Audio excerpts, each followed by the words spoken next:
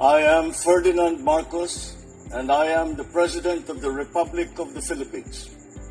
I stand today on behalf of 110 million Filipinos.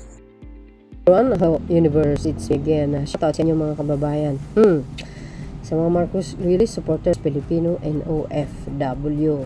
Nakakalungkot lang mga kababayan sapagkat isang solid pro-government vloggers na si Mima Alicia, no, ay kinitil ang kanyang buhay. Wala pa naman tayo source or sino ang nasa likuran nito, ngunit ito po ay under investigation.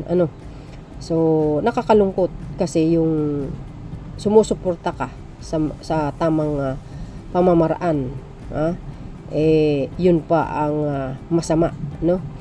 Samantalang ang dami pa dyan na talagang gagawa lang ng fake news para lang manira. Pero ito kasi si Mima Alicia, napaka ito guys, spoken ito. Ika nga, direct to the point ang kanyang pagsupla.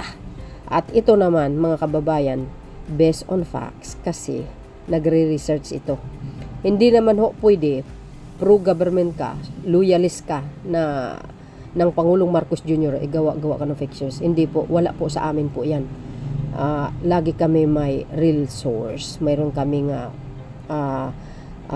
kumbaga katibayan, ika nga. Kasi naging maingat po kami pagdating sa mga pag-elaborate sa isang content at pagkukomento sa isang news. Hindi po basta-basta po ang ginagawa rin namin dahil nalalagay din sa alanganin. Tulad niya, no? Tingnan niyo. 'Di ba? Nakita niyo naman siguro kung paano manupla ito, 'di ba, mga kababayan? Sa ngayon, mga kababayan, ay iniimbestigahan naman talaga. So I hope soon as possible ay mabigyan ng hustisya itong si Mima Alicia. NPD condemns killing of bloggers Mima Alicia, former Special Task Group, na sabi po ng DCRH today is July 18, 2026, one day again, no? Kawawa naman talaga siya. As in, nakabulagta. Walang hambas na kinitil. Marami po akong napanood ng mga balita tungkol sa kanya na pagbabanta sa kanyang buhay. So, I think, no, ang ating autoridad titingnan yung mga anggulong ganun. The North Police District, ayan, on Friday strongly condemned the fatal shooting of blogger known as Mima Alicia in Caloocan City and announced the creation of Special Task Force Group to investigate the case. Ayan na. Imbestigahan na po yan, no, mga kababayan. Sabi po dito, hindi ko nabasahin ng mas malayo pa.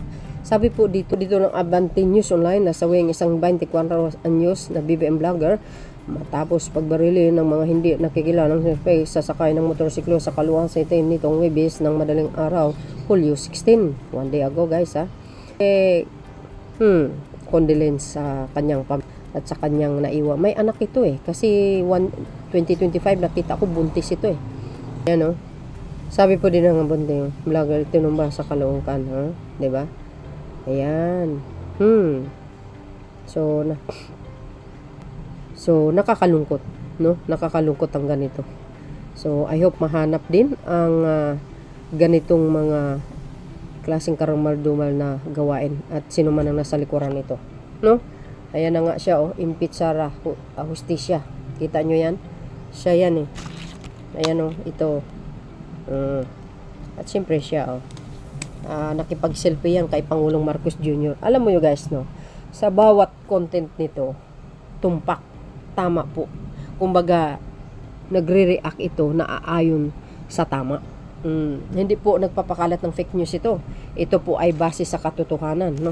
Karapatan ng bawat Pilipino nag-voice out ng kanilang ika nga, mayroon tayong karapatan na maghayag sa ating mga nasa loobin. Pero speech of expression, ika nga, 'di ba? Pero limitado po 'yan, no? Huwag masyadong below the belt. Pag may opinion ka, kailangan mo ilatag yung opinion mo. Dapat base rin sa katotohanan at mayroong source ka dapat. Alam nyo mga kababayan, wala naman tayo pinupunterya dito kung sino man ang nasa likuran. Naway malaman ang katotohanan kung ano ba talaga ang motibo Pero siyempre, kung matuklasan natin na may involvement yung mga tao na pinagsupalpalan niya, kasi talagang anti-Duterte ito, mga kababayan, kung paano din talaga siya magbuljak sa mga content niya, direct to the point, no? So yun, mga kababayan, ito si Alicia Mima, pag nag-content ito, direct to the point ito, walang paligoy-ligoy.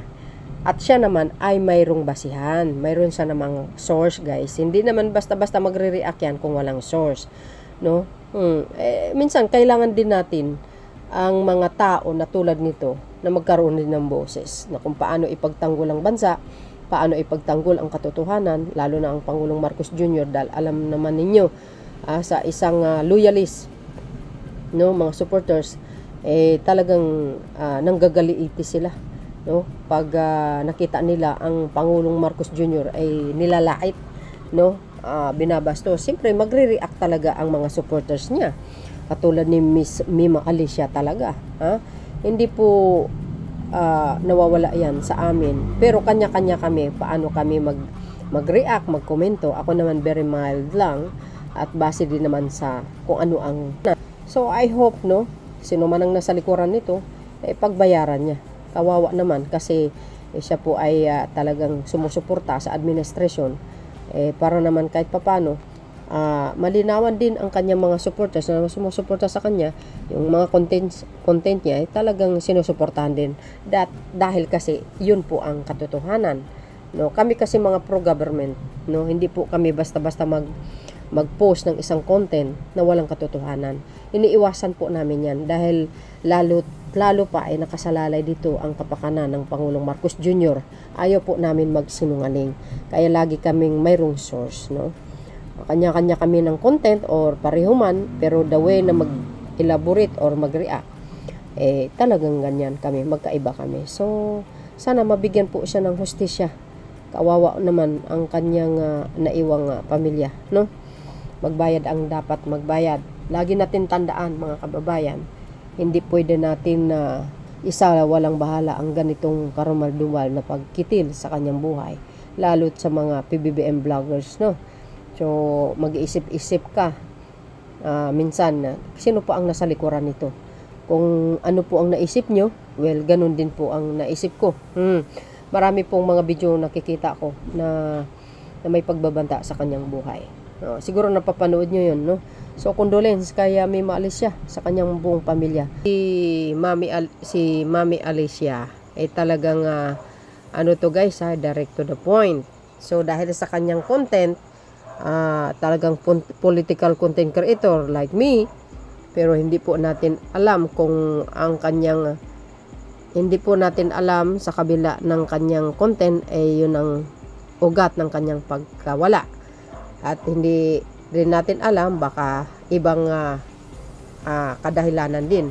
Pero dito sa pinakita ko, ito po si retired Captain Dado Clemente na nagbabanta na papatayin ang mga supporters at vlogger ni PBBM. Ngayon, hindi ko parinig po ang boses, hindi ko pa parinig ang mga boses, pero makikita nyo sa screen yung kanyang mga sinasabi, guys, oh. Sabi niya dyan, yung mga BBM vlogger, papatayin na lang nila, isa-isahin at i-screenshot na lang para ma-identify ang kanilang pagkakilanlan. Nang sa ganun, madali silang patayin. Sa naisip ko, parang totoo. Dahil nga, dito sa sinabi ni retired Captain Dado Clemente na nagbabanta sa mga BBM vloggers. Ayan, oh, nakita nyo sa screen, guys. Ayan, oh. Ayan yung sinabi niya. Kayo, mga kababayan, ano po ang masasabi nyo? Ito po yung source natin. Ano? Ayan po ang source natin, retired Captain Clemente Dado, nagbanta na ipapatay ang mga supporters at vloggers ni PBBM. So I hope, no, makita ng ating autoridad na para maimbestigahan ito si Dado, mga kababayan. Sabi po ng mga nagko-comment dito, dito ni Truth Seekers. Ayan, desperado na ang mga Sara Army na mga kriminal para ubusin lahat ng supporters at vlogger ni PBBM. Yan po hindi papayagan ng ating mahal na Diyos. Isa man ang nawala sa katauhan ni Mima Alicia, ang Panginoon hindi na po masusundan yan. No? So, kailangan ang batas natin ay iiral at hulihin itong mga ito, kung sino man ang sa likuran nito. No? So, ipag-pray na lang po natin na sana, no? Ito po ay may kaukulang kaparusahan at mahuli sila kaagad-agad. Kaya pala malakas ang banta ni Inday Lustay kay PBBM na mayroon na siyang na hard killer para sa kay PBBM at Lisa Marcos at Martin Romualdez dahil sa mga yan. Pakikalat po ito, makipagtulungan sa mga NBI para mahuli ang mga ito. Tama po yan, no? Ayan, no? Sabi po niya dito, napansin nyo ba ang sinabi niya? Pag umikot ang gulong, patayin na lang natin yan. Ayan. Mala riding in tandem ang galawan ng mga Sara Army.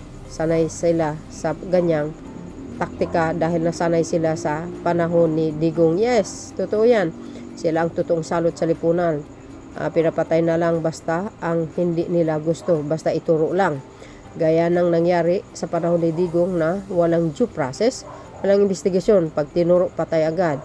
Mga bata man na walang malay ay madamay. Wala silang pakialam. Ganyan ang sanay ng kumikitil na wala ng takot at awa na natitira sa kanilang katawan dahil para sa kanila, libangan na lang ang pagkitil ng buhay ng isang tao. Kaya ba gusto ng mga Duterte na hiwalay ang Davao City sa Pilipinas para magmistula na silang North Korea na may sariling batas? Anong tingin nila sa mga tao? Parang manok lang na basta-bastang kitilin. Malabo po mangyari yan. Ihiwalay yung Davao. Hindi po papayag ang sambayan ng Pilipino. Yan ang hindi po natin papayagan. Ganyan na ba kadali ang kumitil ng tao? Pag ayaw, kitilin na lang. Diba? Huli ka na dyan, boy. Kanin, tatak, Duterte. Mamaya iiyak na naman, boy. Well, guys, sana I hope mga kababayan ay mahuli sa madaling panahon at managot ito sa batas itong mga to. Yan po si Kadado Clemente na nagbabanta na kitilin ang buhay ng mga vloggers ni PBBM, yung mga pro-government, ganun. Kaya yung mga pro-government, ganun. So kayo guys, ano po ang kapalagayan nyo? Kayo pong balang humusga. See you again on my next upload. Condolence sa pamilya ni Mami Alicia. Thank you guys for watching. Follow me and likes. There's more. Bye everyone.